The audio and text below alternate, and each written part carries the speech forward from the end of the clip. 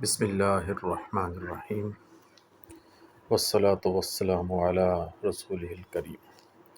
عزیز طلبہ، آج ہمارا دوسرا لیکچر ہے اور میں امید کرتا ہوں کہ آپ اپنے اپنے گھروں کے اندر بہتر حالت میں ہوں گے اور اس وقت جو ہماری صورتحال بنی ہوئی ہے سبوک کی، تو اس سے بچنے کی ساری تدابیر آپ اختیار کر رہے ہوں گے اور کرنی بھی چاہیے، کیونکہ یہ جو صحت ہے یہ سب سے پہلے اولین ترجیح ہماری اپنی صحت ہونی چاہیے۔ اور کوشش کریں گھر سے باہر جب بھی جائیں ماسک پہن کے جائیں اور کم سے کم باہر نکلیں، اور اسی طرح کوشش کریں کہ اپنے گلے کے لیے کوئی نہ کوئی جوشاندہ یا کوئی قہوہ اس طرح کا استعمال کریں جس میں آپ جو ہے گلے کے اندر پیدا ہونے والی انفیکشن سے بچ سکیں، کیونکہ اسموک کا سب سے پہلا جو اثر ہوتا ہے وہ گلے کے اوپر ہی آتا ہے۔ تو اس لیے آپ کوشش کریں کہ آپ نے جو ہے کوئی نہ کوئی ایسی چیز استعمال کریں، اور اس کے ساتھ ساتھ جب باہر نکلنا ہو تو گلاسز جو ہیں اینک ضرور پہنیں، کیونکہ اسموک کا دوسرا نشانہ انسانی صحت کے اوپر جو ہے وہ آنکھیں ہیں۔ تو آنکھوں کے اندر بھی یہ شکایت آ رہی ہے کہ جلن اور چبھن اور آنکھوں سے پانی نکلنا، تو اس کی وجہ پھر بعد میں جو ہے یہ خدا نخواستہ بیماری بڑھ سکتی ہے۔ تو اس لیے کوشش کریں جب گھر سے باہر نکلیں تو اینک کا استعمال کریں اور ماسک کا استعمال کریں۔ انشاءاللہ امید ہے آپ ان ہدایات کو جو ہے فالو کریں گے، ان کے اوپر عمل کریں گے۔ تو بہرحال یہ ایک علیحدہ چیز تھی۔ تو ہمارا آج کا جو ہے ٹاپک جو ہے وہ ہے اللہ تعالیٰ اور رسول اللہ صلی اللہ علیہ وسلم کی محبت اور اطاعت۔ تو اللہ تعالیٰ کے ہمارے اوپر بے شمار احسانات ہیں۔ اللہ پاک نے قرآن پاک میں ارشاد فرمایا وَإِن تَعُدُّوا نِعْمَتَ اللَّهِ لَا تُحْصُوهَا۔ تم اللہ تعالیٰ کی نعمتوں کو گننا چاہو، شمار کرنا چاہو تو وہ گن نہیں سکتے ہم۔ اللہ پاک کا ہمارے اوپر یہی سب سے بڑا احسان ہے کہ اللہ پاک نے ہمیں زندگی دی ہے، ہمیں انسان بنایا، پھر ہمیں مسلمان بنایا اور حضور اکرم صلی اللہ علیہ وسلم کا امتی بنایا۔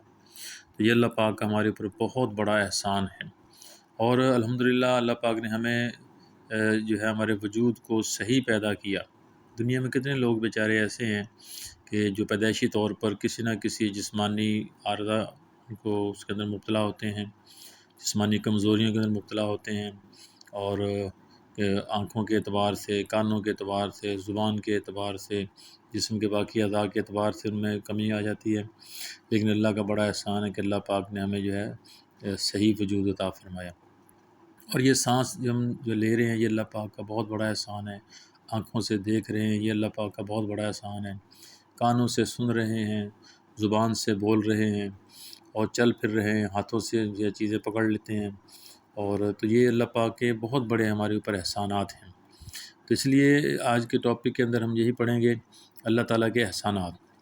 اللہ تعالیٰ نے ہمیں صرف زندگی نہیں دی بلکہ زندگی بسر کرنے کے تمام لوازمات بھی عطا فرمائے ہیں۔ اب یہ زندگی بسر کرنے کے لوازمات کیا ہے؟ یہ کھلی فضا، یہ ہوا، یہ پانی، یہ خوراک، یہ غذا، اور اس کے علاوہ کتنی اللہ پاک کی نعمتیں ہیں ہمارے لیے۔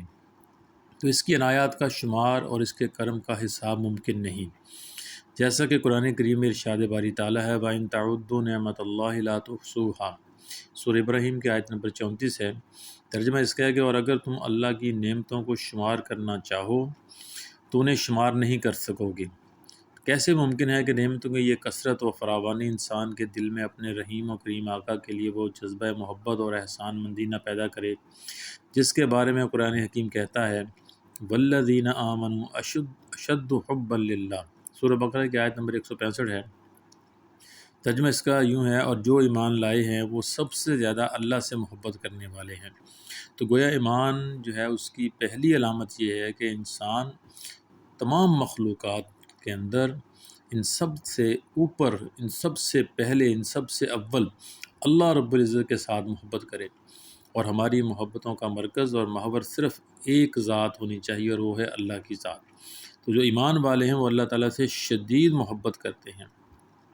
اور ہم تاریخ دیکھیں تو کتنے ہی لوگ ایسے ہیں جنہوں نے اللہ کے نام پر اپنی جانیں قربان کی ہیں، بن دیکھے اللہ کے نام پر اپنے جسم کے ٹکڑے کروائے، بن دیکھے جو ہے اس کی عبادات کے اندر دن رات صرف کیے، بن دیکھے اللہ پاک کے لیے انہوں نے اپنے جو ہے سب کچھ قربان کیا۔ تو ایمان والے جو ہیں وہ اللہ رب العزت کی جو ہے محبت کے اندر سرشار ہوتے ہیں، ہر وقت شدید محبت کرتے ہیں۔ تو اللہ تعالیٰ کے احسانات ہمارے اوپر جتنے ہیں اس کا تقاضا بھی یہی ہے کہ ہم اللہ تعالیٰ کی ذات سے انتہائی محبت کریں، اور محبت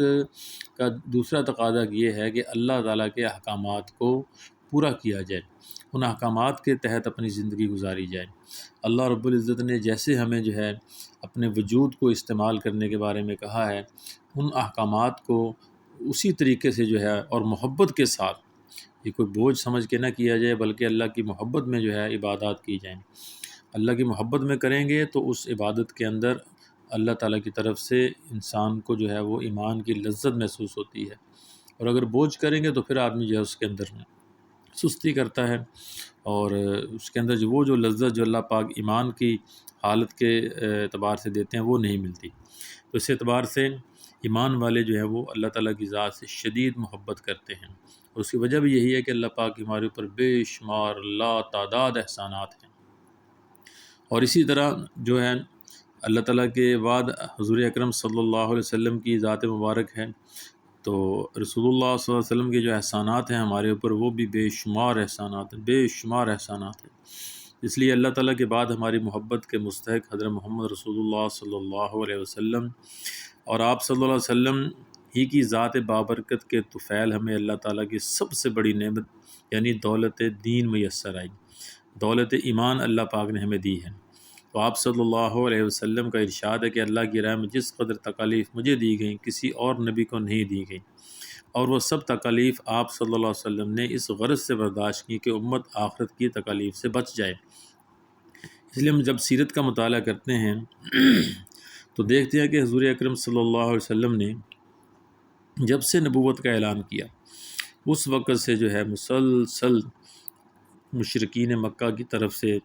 جو ہے وہ اللہ کے رسول کو تنگ کیا گیا، پریشان کیا گیا، اور پتہ نہیں کیسے کیسے القابات دیے گئے اور جسمانی تکالیف دی گئیں،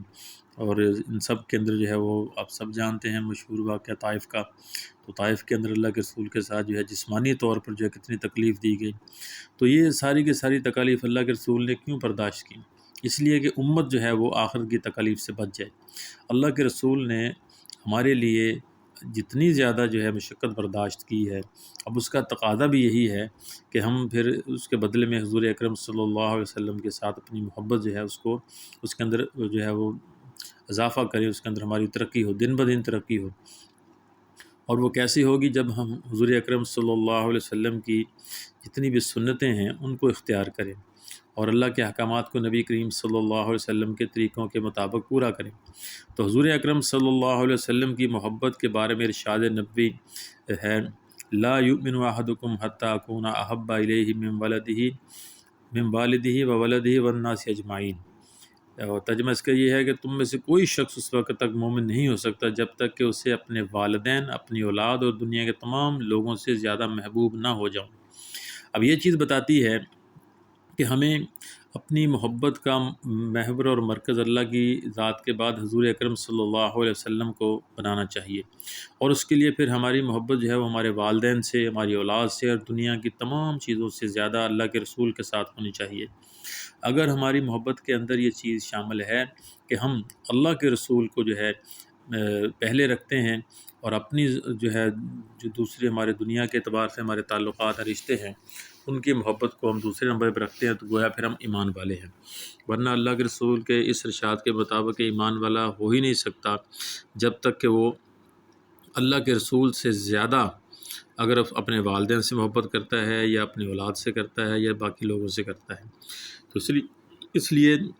اگر ہم ایمان والے ہیں اور ایمان اپنا ثابت کرنا چاہتے ہیں تو اس کے لیے پھر ہمیں اپنے والدین، اولاد اور دنیا کے باقی لوگوں سے بڑھ کر حضور اکرم صلی اللہ علیہ وسلم کے ساتھ جو ہے محبت کرنی ہوگی۔ اور اسی محبت کا تقاضا ہے کہ ہم حضور اکرم صلی اللہ علیہ وسلم پر کثرت سے درود شریف پڑھا کریں۔ تو درود شریف پڑھنا بھی جو ہے یہ اللہ کے رسول کے ساتھ محبت کا تقاضا ہے۔ اسی لیے اٹھتے بیٹھتے چلتے پھرتے کثرت سے ہمیں حضور اکرم صلی اللہ علیہ وسلم کے لیے جو ہے درود شریف پڑھنا چاہیے۔ تو شرط محبت میں جو ہے وہ سب سے نمبر 1 پہ آتی ہے اطاعت رسول۔ اللہ تعالیٰ نے قرآن مجید میں متعدد مقامات پر اطاعت رسول صلی اللہ علیہ وسلم کا حکم دیا۔ ارشاد ربانی ہے، قل ان کنتم تحبون اللہ فاتبعونی یحببکم اللہ ویغفر لکم ذنوبکم۔ یہ سورہ آل عمران کی آیت نمبر 31 ہے۔ ترجمہ اس کا ہے کہ نبی صلی اللہ علیہ وسلم آپ کہہ دیجئے کہ اگر تم اللہ سے محبت کرتے ہو تو میری پیروی کرو، فاتبعونی، میری پیروی کرو، یحببکم اللہ، اللہ تم سے محبت کرنے لگے گا۔ اور اس کے بعد اگلا انعام کیا ہے، ویغفر لکم ذنوبکم، اللہ پاک تمہارے گناہوں کو بخش دے گا، معاف کر دے گا۔ تو اور دیکھو نا، یہ کتنی اللہ پاک کی طرف سے ہمیں جو ہے پہلے ہی چیزیں بتائی گئی ہیں کہ اگر ہم اللہ کی محبت جو ہے پانا چاہتے ہیں تو اس کے لیے شرط کیا ہے کہ اطاعت رسول، حضور اکرم صلی اللہ علیہ وسلم کے زندگی کو اختیار کیا جائے، ان کے اعمال کو اختیار کیا جائے۔ اگر ہم ان اعمال کو اختیار کریں گے تو اللہ رب العزت بھی ہم سے محبت کرنے لگ جائے گا۔ تو اس لیے ارشاد فرمایا کہ ان کنتم تحبون اللہ، تم اگر اللہ سے محبت کرنا چاہتے ہو، اس چیز کا دعویٰ کرتے ہو، تو پھر کیا ہوگا، فاتبعونی، میری اتباع کرو۔ تو اللہ کے رسول کی اتباع کے اندر ہی اللہ کی محبت جو ہے وہ چھپی ہوئی ہے۔ تو اس سے پھر کیا ہوگا، یحببکم اللہ، اللہ پھر ہم سے محبت کرنے لگ جائے گا۔ اور اس کے بعد اگلا جو انعام ہے، ویغفر لکم ذنوبکم، تو ظاہری بات ہے ہم بطور انسان گناہ گار ہیں، تو ہمارے ساتھ ہر وقت گناہ رہتے ہیں، تو اللہ پاک اس کا اجر بھی کیا دے گا، یغفر لکم ذنوبکم، وہ تمہارے سارے گناہوں کو بھی معاف کر دے گا۔ اور اطاعت کی یہ شرط کچھ ہمارے نبی کریم صلی اللہ علیہ وسلم ہی کے ساتھ مخصوص نہیں۔ قرآن حکیم کہتا ہے کہ جتنے انبیاء علیہ السلام بھی دنیا میں بھیجے گئے، ان کی بعثت کا بنیادی مقصد یہ تھا کہ لوگوں سے ان کی پیروی کرائی جائے، یعنی ہر نبی آ کر اللہ ہی کی طرف بلاتا تھا، اللہ کے احکامات کی پیروی کے لیے کہتا تھا۔ اس لیے ارشاد فرمایا، وما ارسلنا من رسول الا لیطاع باذن اللہ، یہ سورہ نساء کی آیت نمبر 64 ہے، جس کا ترجمہ ہے،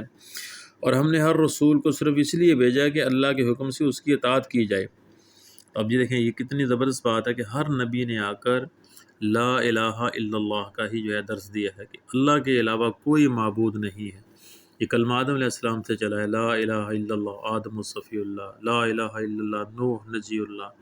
لا الہ الا اللہ ابراہیم خلیل اللہ، لا الہ الا اللہ اسماعیل ذبیح اللہ، لا الہ الا اللہ موسیٰ کلیم اللہ، لا الہ الا اللہ داؤد خلیفۃ اللہ، لا الہ الا اللہ عیسیٰ روح اللہ، لا الہ الا اللہ محمد الرسول اللہ۔ اس کے علاوہ بھی ہر نبی جو بھی آیا وہ سب سے پہلے لا الہ الا اللہ ہی کی دعوت دیتا تھا کہ اللہ کی ذات کو پہچان کے زندگی گزاری جائے، اللہ پاک کو اپنا رب، مالک، خالق اور جو ہے ایک اکیلا لا شریک لہ جو ہے اس کو خدا مانا جائے، اس کو اپنی جو ہے ساری محبتوں کا مرکز اور محور ایک اللہ کی ذات، صرف اسی کی عبادت کی جائے۔ اور اس کے لیے دوسری چیز، ہر نبی آ کے پھر طریقہ بتاتا تھا کہ کس طریقے سے اللہ کی ذات کی جو ہے وہ اطاعت کرنی ہے۔ تو یہ اللہ تعالیٰ فرما رہے ہیں کہ وما ارسلنا من رسول الا لیطاع باذن اللہ، کہ ہم نے ہر رسول کو صرف اس لیے بھیجا کہ اللہ کے حکم سے اس کی اطاعت کی جائے۔ اس لیے اسی طرح پھر حضور اکرم صلی اللہ علیہ وسلم کہ آخری نبی ہیں، ان کے بعد نبی کوئی نہیں آئے گا، تو یہی کہا گیا کہ ہم اللہ کے رسول کی جو ہے محبت کے اندر جو ہے اللہ تعالیٰ کی اطاعت کریں۔ اور اس کے لیے پھر ایک حدیث میں آتا ہے کہ حوض کوثر پر ایسے لوگوں کو حضور اکرم صلی اللہ علیہ وسلم کے دیدار سے محروم کر دیا جائے گا جنہوں نے مسلمان ہوتے ہوئے آپ خاتم النبیین صلی اللہ علیہ وسلم کی پیروی کرنے کی بجائے دین میں نئی نئی باتیں نکال لی تھیں۔ اب یہ بڑی ایک جو ہے وہ سوچنے والی بات ہے کہ ہماری نجات کا جو ہے نا وہ جو کہہ لیں کہ ایک فارمولہ ہے، وہ لا الہ الا اللہ محمد رسول اللہ ہے بس۔ اگر ہم اللہ کے حکموں کو نبی کریم صلی اللہ علیہ وسلم کے طریقے کے مطابق پورا کریں گے تو اسی چیز کے اندر نجات ہے۔ اس کے علاوہ اگر ہم نے کوئی اور طریقہ نکالا، کوئی اور جو ہے ہم نے جو ہے کام کیا، کوئی دین کے اندر کوئی نئی بات نکالی اور اس چیز کی پیروی کی، تو وہ بجائے اللہ تعالیٰ کے ہاں ہمیں اجر ملنے کے الٹا ہماری پکڑ ہو سکتی ہے۔ تو اس لیے یہ بہت ضروری ہے کہ حضور اکرم صلی اللہ علیہ وسلم کی مکمل اطاعت کی جائے، اور اپنی طرف سے کسی ایسے نئے طریقے، نئے کام کو جو ہے وہ نہ دین کے اندر شروع کیا جائے جس کا جو ہے وہ کوئی اس کی کوئی سند نہ ہو، کوئی اس کا حوالہ نہ ہو، نہ قرآن میں ہو، نہ اللہ کے رسول کی زندگی کے اندر ہو۔ اس لیے یہ بھی بہت ضروری ہے کہ ہم اگر چاہتے ہیں کہ اللہ تعالیٰ کے رسول کا ہمیں دیدار ہو حوض کوثر پہ، اور ان کے ہاتھوں سے ہم جو ہے وہ حوض کوثر پئیں، تو پھر اس کے لیے ضروری ہے کہ ہم اللہ کے رسول کی ویسی ہی اطاعت کریں جیسا کہا گیا ہے، نہ زیادہ نہ کم۔ تو اس لیے جب بھی معاملہ گڑبڑ ہوتا ہے وہ اسی طرح ہوتا ہے کہ جب لوگ پھر دین کے اندر غلو کرتے ہیں اور اپنی طرف سے جو ہے من گڑت چیزیں شامل کر کے اور جو ہے وہ اپنی طرف سے کہتے ہیں کہ ہم یہ دین کو یعنی دین سمجھ کے ہی یہ کام کر رہے ہیں، حالانکہ اس کی کوئی سند نہیں ہوتی، تو اللہ تعالیٰ کے ہاں ایسی چیز کا کوئی اجر نہیں ہوگا۔ تو اگر ہم چاہتے ہیں کہ حوض کوثر پر اللہ کے رسول کا دیدار ہو تو پھر اس کے لیے ہمیں ویسے ہی اللہ کے رسول کی اطاعت کرنی ہوگی جیسے کہ حکم دیا گیا ہے، ورنہ اس دیدار سے محروم کر دیا جائے گا۔ اسی طرح ایک اور حدیث میں آتا ہے کل امت یدخلون الجنت الا من ابا، یعنی میری امت کا ہر شخص جنت میں داخل ہوگا سوائے اس کے جس نے انکار کیا۔ قیل ومن ابا، تو پوچھا گیا یا رسول اللہ انکار کرنے والا کون شخص ہے؟ قالا، آپ نے ارشاد فرمایا من اطاعنی، جس نے میری اطاعت کی دخل الجنہ، وہ جنت میں داخل ہوگا۔ ومن عصانی، جس نے میری نافرمانی کی فقد ابا، تو اس نے جو وہ انکار کرنے والا ہے۔ اب یہ بھی بڑی ایک یعنی سوچنے والی بات ہے کہ اللہ کے رسول ہمیں یہ پہلے بتا چکے ہیں، ساری چیزیں ہمارے پاس موجود ہیں کہ جنت میں داخل ہونے کے لیے کون سی شرائط ہیں۔ اس کے لیے یہی ہے کہ اللہ کے رسول نے پہلی خوشخبری دی، میرا کل امتی، سارے امتی میرے جنت میں داخل ہوں گے سوائے اس کے جس نے انکار کیا۔ اب یہ انکار کرنے والا کون، جب پوچھا گیا یا رسول اللہ یہ انکار کرنے والا کون ہے، تو پھر آپ نے ارشاد فرمایا جس نے میری اطاعت کی، ٹھیک ہے، من اطاعنی، جس نے میری اطاعت کی داخل الجنہ، وہ جنت میں داخل ہوگا۔ اور ومن عصانی، جس نے میری نافرمانی کی، جو میرے طریقے پہ نہیں تھا، جس نے میری سنتوں کو اختیار نہیں کیا، تو وہ پھر کیا ہے، فقط ابا، وہ ہے انکار کرنے والا۔ تو اللہ پاک سے دعا ہے کہ ہمیں اللہ پاک اپنے نبی کریم صلی اللہ علیہ وسلم کی سچی محبت بھی عطا فرمائے اور ان کے جو ہے سنت اعمال کو اختیار کرنے والا بنائے۔ اگر ہم یہ کام کریں گے تو پھر اس کی برکت سے جو ہے ہماری دنیا بھی بنے گی اور آخرت بھی بنے گی۔ تو اس لیے ضروری ہے کہ اللہ تعالیٰ اس کے رسول کی محبت اور اطاعت کے اندر ہم صرف وہی طریقہ اختیار کریں جس طریقے کا ہمیں کہا گیا ہے۔ اس طریقے سے ہٹ کے کسی اور طریقے کو اختیار کریں گے تو پھر وہ طریقہ جو ہے وہ نجات کا طریقہ نہیں ہوگا۔ اس لیے گزارش یہی ہے کہ جب بھی دین کا کوئی معاملہ آپ کے سامنے آئے تو اس کی مکمل تحقیق کریں اور اس کے اوپر جو ہے پوری جستجو تحقیق کر کے دیکھیں کہ واقعی یہ قرآن و حدیث کے اندر بھی موجود ہے بھی کہ نہیں۔ اس وقت یہ سوشل میڈیا کا دور ہے اور آپ دیکھتے ہیں کہ سوشل میڈیا کے اوپر مختلف قسم کی احادیث، مختلف قسم کی اچھی اچھی کوٹیشنز اور مختلف قسم کی باتیں جو ہیں وہ آگے شیئر کرنے کے لیے کہی جاتی ہیں، جبکہ ان کا اصل سے کوئی تعلق نہیں ہوتا، نہ وہ قرآن کے اندر کہیں پہ ہوتا ہے، نہ وہ کسی حدیث میں اس کا جو وجود ہوتا ہے۔ تو اس لیے کسی اچھی بات کا، کسی اچھی فریز کا، الفاظ کا یہ آپ کے سامنے آنا اس بات کی دلیل نہیں ہے کہ وہ حدیث یا قرآن بھی ہوگا۔ اس لیے اس کی مکمل تحقیق کریں کہ واقعی یہ قرآن پاک کے اندر اللہ کا حکم موجود ہے اور نبی کریم صلی اللہ علیہ وسلم کا اس میں طریقہ ہمیں احادیث سے ملتا ہے کہ نہیں ملتا۔ تو اس لیے یہ بہت ضروری ہے کہ ہم اس کی تحقیق بھی ساتھ کریں، اور اگر ملتا ہے تو الحمدللہ اس پہ ہم پورے اپنے جو ہے پوری جان کے ساتھ پوری محبت سے اس پر عمل کریں گے، اور اس کا نتیجہ کیا ہوگا کہ اللہ پاک اس کی وجہ سے ہمارے دنیا بھی آسان کرے گا اور مرنے کے بعد بھی ہماری ساری جو ہے منازل آسان ہو جائیں گی۔ اس لیے اللہ کی محبت پانے کے لیے، اللہ کے رسول کی محبت پانے کے لیے صحیح راستہ اختیار کیا جائے، ورنہ اس وقت دیکھے جائے تو جو دین کی جو اصل حالت ہے وہ ہمیں صرف کتابوں میں ہی نظر آتی ہے اور جو ہمیں پریکٹیکلی کسی وجود کے اندر نظر نہیں آ رہی۔ تو کوشش کریں کہ خود بھی پڑھیں اور تحقیق کریں اور چیزوں کو، احادیث کو، احکامات کو جانچ پرکھ کے، کہ قرآن کا بھی یہی حکم ہے کہ کوئی بھی سنی سنائی بات اس کے اوپر جو ہے جب تک وہ اس کے اوپر تحقیق نہ کر لی جائے تو اس کے اوپر جو ہے وہ عمل جو ہے کرنا ضروری نہیں ہوتا۔ اس لیے میری گزارش ہے آپ سے کہ آپ لوگ جو ہے نا یہ یعنی جب بھی آپ کے سامنے کوئی ایسی بات آئے جس کے اندر کوئی اللہ تعالیٰ کا حکم ہو، نبی کریم صلی اللہ علیہ وسلم کا طریقہ بیان کیا گیا ہو، تو اس کی مکمل تحقیق کیا کریں، تحقیق کر کے پھر انشاءاللہ تعالیٰ اس پر عمل کرنا جو ہے لازم ہے۔ اور اگر وہ ہمیں کہیں بھی نہ ملے، نہ قرآن میں ہو نہ حدیث میں ہو، تو پھر اس پر عمل کرنا جو ہے کوئی ضروری نہیں ہے۔